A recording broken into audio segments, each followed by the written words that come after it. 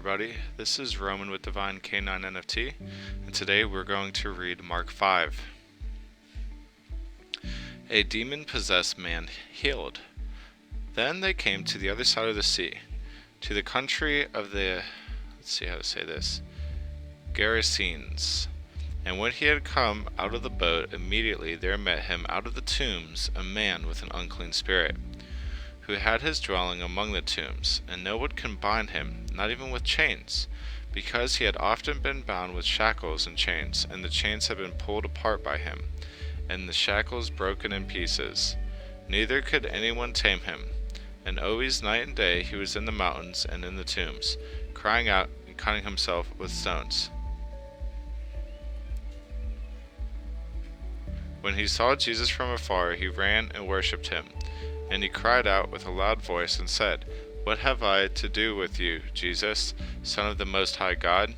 I implore you by God that you do not torment me. For he said to him, Come out of the man, unclean spirit. Then he asked him, What is your name? And he answered, saying, My name is Legion, for we are many. Also he begged him earnestly that he would not send them out of the country. Now a large herd of swine was feeding there near the mountains. So all the demons begged him, saying, Send us to the swine, that we may enter them. And at once Jesus gave permission that the unclean spirits went out and entered the swine. There were about 2,000, and the herd ran violently down the steep place into the sea, and drowned in the sea. So those who fed the swine fled, and they told it in the city and in the country. And they went out to see what it was that had happened. Then they came to Jesus and saw the one who had been demon-possessed and had the legion, sitting and clothed and in his right mind. And they were afraid. And those who saw it told them how it happened to him, who had been demon-possessed, and about the swine. Then they began to plead with him to depart from their region. And when he got into the boat, he who had been demon-possessed begged him that he might be with him. However, Jesus did not permit him, but he said to him, Go home to your friends, and tell them what great things the Lord has done for you, and how he has had compassion on you. And he departed and began to proclaim in Decapolis and all that Jesus had done for him, and all marveled. A girl restored to life, and a woman healed. Now when Jesus had crossed over again by boat to the other side, a great multitude gathered to him, and he was by the sea. And behold, one of the rulers of the synagogue came, Jairus by name.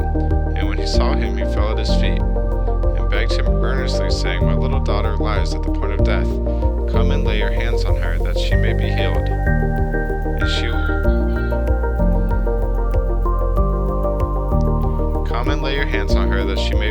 and she will live. So Jesus went with him, and a great multitude followed him, and thronged him. Now a certain woman had a flow of blood for 12 years, and had suffered many things from many physicians. She had spent all that she had, and was no better, but rather grew worse. When she heard about Jesus, she came behind him in the crowd, and touched his garment. For she said, If only I may touch his clothes, I shall be made well. Immediately the fountain of her blood was dried up, and she felt it in her body that she was healed of the affliction. And Jesus, immediately knowing in himself that power had gone out of him, turned around in the crowd and said, Who touched my clothes? But his disciples said to him, You see the multitude thronging you, and you say, Who touched me? And he looked around to see her who had done this thing. But the woman, fearing and trembling, knowing what had happened to her, came and fell down before him, and told him the whole truth. And he said to her, Daughter, your faith has made you well. Go in peace and be healed of your affliction. While he was still speaking, some came from the ruler of the synagogue's house, who said, Your daughter is dead. Why trouble the teacher any further? As soon as Jesus heard the word that was spoken, he said to the ruler of the synagogue, Do not be afraid, only believe. And he permitted no one to follow him except Peter, James, and John, the brother of James. Then he came to the house of the ruler of the synagogue and saw a tumult and uproar, and those who wept and wailed loudly. When he came in, he said to them, Why make this commotion and weep? The child is not dead, but sleeping. And they ridiculed him. But when he had put them all outside, he took the father and the mother of the child, and those who were with him, and entered where the child was lying. Then he took the child by the hand, and said to her, Talitha, cumi, which translated, Little girl, I say to you, arise. Immediately the girl arose and walked, for she was 12 years of age, and they were overcome with great amazement. But he commanded them strictly that no one should know it, and said that something should be given to her to eat. It makes it sound so easy. It's also good to note in this section when the girl dies, she clearly dies, and Jesus is just like, she's not dead. He just like grabs her and pulls her back into her fleshly body. He has the power to do that, you know. It's just crazy. Something to think about. The spirit was gone, and then he sent the spirit right back. It's just crazy to me. But that is our Lord. So John 3:16, what a day. For God so loved the world that he gave his only begotten Son, that whoever believes in him should not perish, but have everlasting life. Amen.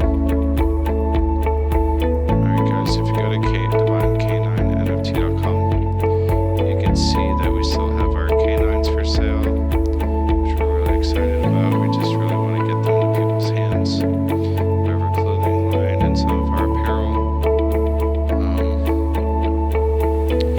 So we also have our Bible League, where you can go and donate a Bible and help somebody across the world. It's kind of like they pick and choose for you, so you don't know who you're saving.